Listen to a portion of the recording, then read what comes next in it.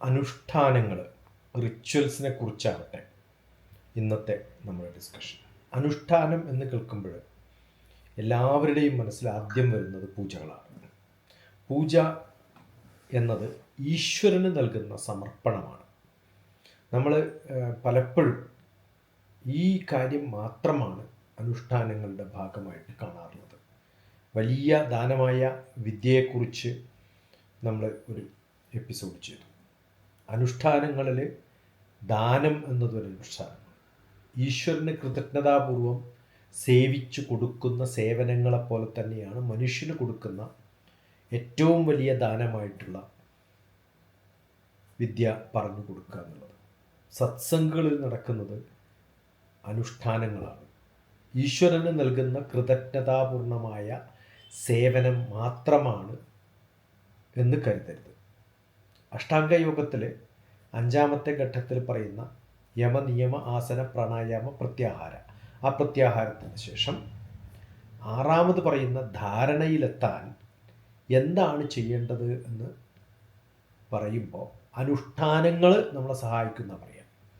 എന്നുവെച്ചാൽ ക്രമത്തിൽ നമ്മുടെ ശ്രദ്ധ ധാരണയിലെത്താൻ, കോൺസെൻട്രേഷനിലെത്താൻ വേണ്ടിയിട്ട്, ചിന്തകൾ ഒരു സ്ഥലത്തേക്ക് ക്രോഡീകരിക്കാൻ വേണ്ടിയിട്ട് ചെയ്യാൻ സാധിക്കുന്നതാണ്. ഇഷ്ടാകർമ്മവും അഗ്നിഹോത്രവും ഇഷ്ടകർമ്മങ്ങൾ, ഇഷ്ടാപൂർത്തത്തിൽ ഇഷ്ടകർമ്മങ്ങൾ, സനാതനധർമ്മത്തിൽ ഇഷ്ടാപൂർത്തത്തിൻ്റെ കർമ്മങ്ങൾ പ്രാധാന്യത്തെക്കുറിച്ച് ഞാൻ മുമ്പൊരു വീഡിയോ ചെയ്തിട്ടുണ്ട്. ഇഷ്ടകർമ്മങ്ങൾ ഏറ്റവും പ്രധാനം അഗ്നിഹോത്രമാണ്. പ്രപഞ്ചത്തിൻ്റെ ചൈതന്യത്തെ, സൂര്യനോടുള്ള നന്ദി നമ്മൾ പറയുമ്പോൾ സൂര്യായ സ്വാഹ, സൂര്യായ ഇദം നമഃ, പ്രജാപതിയെ സ്വാഹ, പ്രജാപതിയെ ഇദം നമഃ. നമ്മൾ ഭഗവാനെ, ഈശ്വരനെ നന്ദി ചൊല്ലുമ്പോൾ അത് ഈശ്വരന്, ഭഗവാന്, സൂര്യന് എന്തെങ്കിലും ഗുണം കിട്ടിക്കോട്ടെ എന്ന് വെച്ചിട്ടല്ല. ഈ പറയുന്ന എൻ്റെ ഉള്ളിലുണ്ടാവുന്ന ഒരു പ്രതിഫലനമാണ്. നന്ദിയുടെ പ്രതിഫലനം നമ്മളിലുണ്ടാവുമ്പോൾ നമുക്ക് കിട്ടുന്ന ഒരു ഗുണത്തെക്കുറിച്ചാണ്. അപ്പോൾ റിച്വൽ പലപ്പോഴും നമ്മൾ ഉദ്ദേശിക്കുന്നതല്ല, ഇൻഡയറക്റ്റ് ആയിട്ടുള്ള ഒരു ബെനിഫിറ്റ് നമ്മളിലുണ്ടാക്കും. അഗ്നിഹോത്രം തപസ്സത്യം വേദാനാം ച അനുപാലനം ആദിത്യം വൈശ്യദേവം ച ഇഷ്ട ഇത്യഭിധീയത എന്നാണ്. നമ്മൾ അഗ്നിഹോത്രം, തപസ്, സത്യം, വേദാനം, വേദം പറഞ്ഞു കൊടുക്കുക, ഇങ്ങനെയുള്ള ആദിത്യം, ഗസ്റ്റിനെ കൊണ്ടുവരിക, അവർക്ക് ഭക്ഷണം കൊടുക്കുക, ഈ സംഭവങ്ങളൊക്കെ ഇഷ്ടകർമ്മങ്ങളായിട്ടുള്ള വേദവിധി പ്രകാരമുള്ള ഇത്തരം ഹോമങ്ങളും മന്ത്രോച്ചാരണങ്ങളും വീടുകളിലും ക്ഷേത്രങ്ങളിലും ഒക്കെ നടക്കുന്നുണ്ട്. എന്നാൽ ഇതിനേക്കാളും കൂടുതൽ ജനങ്ങൾ ജീവിക്കുന്ന വീടുകളിലാണ്. ആ വീടുകളിൽ വിഗ്രഹാരാധന, പൗരാണികമായിട്ടുള്ള ആരാധന, സാധാരണ പഠിപ്പിക്കുന്ന കർമ്മങ്ങൾ, മന്ത്രങ്ങൾ വെച്ചിട്ടുള്ള കർമ്മങ്ങൾ, ഇതിനേക്കാളും കൂടുതൽ, ക്ഷേത്രങ്ങളിൽ നടക്കുന്നതിനേക്കാളും കൂടുതൽ ആരാധന നടക്കേണ്ടത് ജനകീയ സമൂഹത്തിൻ്റെ മനസ്സിൻ്റെ ഉള്ളിൽ നടക്കുന്ന പ്രക്രിയകൾക്ക് അവർ അത് ഒരു അനുഷ്ഠാന കർമ്മമായി, ഒരു വളരെ അനുഗ്രഹീതമായിട്ടുള്ള ഒരു ജന്മമാണ് മനുഷ്യന്. അതിൽ ചെയ്യുന്ന കർമ്മങ്ങൾക്കൊക്കെ ഒരു ഭാവം, ഒരു ധ്യാനം, ഒരു ധാരണ അത് സാധിക്കുകയാണെങ്കിൽ ഇത് ഞാനല്ല ചെയ്യുന്നത് എന്ന ബോധത്തോടു കൂടി, കാരണം പ്രപഞ്ചത്തിൻ്റെ ഭാഗമായി നിൽക്കുന്ന നമ്മൾ ചെയ്യുന്ന ആ ഒരു ധാരണ, എന്താണ് ധാരണ?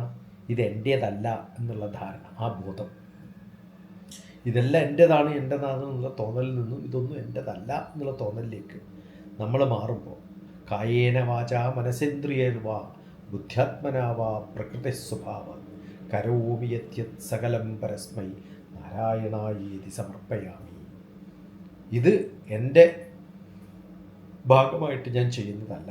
എൻ്റെ ശരീരം, എൻ്റെ വാക്ക്, എൻ്റെ മനസ്സ്, എൻ്റെ ഇന്ദ്രിയങ്ങൾ, എൻ്റെ ബുദ്ധി, എൻ്റെ ഹൃദയം, ഇത് ഏതായാലും ഇതൊക്കെ പ്രകൃതിദത്തമായ സ്വഭാവത്തിൻ്റെ ഭാഗമായി ഞാൻ ചെയ്യുന്ന സകല കാര്യങ്ങളും കർമ്മഫലത്തിന് ആസക്തിയില്ലാതെ പരമപുരുഷനായ ഈശ്വരൻ്റെ അല്ലെങ്കിൽ ഗുരുവിൻ്റെ സമർപ്പണമായി കരുതണമേ എന്ന് ഞാൻ ചൊല്ലുമ്പോൾ ഭക്തിയോടെ പൂജകളും മന്ത്രങ്ങളും ചെയ്യുന്നത് പോലെ തന്നെ നമ്മൾ ചെയ്യുന്ന എല്ലാ കർമ്മങ്ങളും പിഴവുകൾ സംഭവിച്ചാൽ പോലും അത് ഈശ്വരൻ്റെ ഒരു ഭാഗമായി കരുതി ആ വിശ്വാസത്തിൽ മന്ത്രഹീനം ക്രിയാഹീനം ഭക്തിഹീനം ജനാർദ്ദന യത് പൂജിതം മയാ ദേവ പരിപൂർണം തതസ്തുതേ എന്ന് ചൊല്ലുമ്പോൾ ഈ ശ്ലോകത്തിൽ അനുഷ്ഠാനങ്ങൾ കേവലം പ്രകടനങ്ങളല്ല, മറിച്ച് അങ്ങേയറ്റത്തെ ശ്രദ്ധയോടുകൂടി, അന്തരർത്ഥങ്ങളോടുകൂടി, ഭാവങ്ങളോടുകൂടി ചെയ്യുന്ന ഈശ്വരീയമായ കർമ്മമാണ് എന്ന് മനസ്സിലാക്കുമ്പോൾ നമ്മുടെ എല്ലാ അനുഷ്ഠാനങ്ങളും, ഇന്ന് പറയുമ്പോൾ അനുഷ്ഠാനം റിച്വലിസ്റ്റിക്കായിട്ട് കാര്യങ്ങൾ നടക്കണു എന്ന് പറയുമ്പോൾ ഒരു പ്രാധാന്യമില്ലാതെ വളരെ മെക്കാനിക്കലായിട്ട് നടക്കുന്ന കാര്യങ്ങളാണെന്നാണ് പറയാറുള്ളത്. അങ്ങനെയല്ല കാണേണ്ടത്. അനുഷ്ഠാനങ്ങൾക്കും ആചാരങ്ങൾക്കും ഒക്കെ വലിയ ഒരു ചിന്ത അതിൻ്റെ ഉൾക്കാമ്പിലുണ്ടെന്ന് മനസ്സിലാക്കി അതറിഞ്ഞുകൊണ്ട് ചെയ്യുമ്പോൾ കിട്ടുന്ന ഗുണം എല്ലാവർക്കും ഉണ്ടാവട്ടെ. നന്ദി, നമസ്കാരം.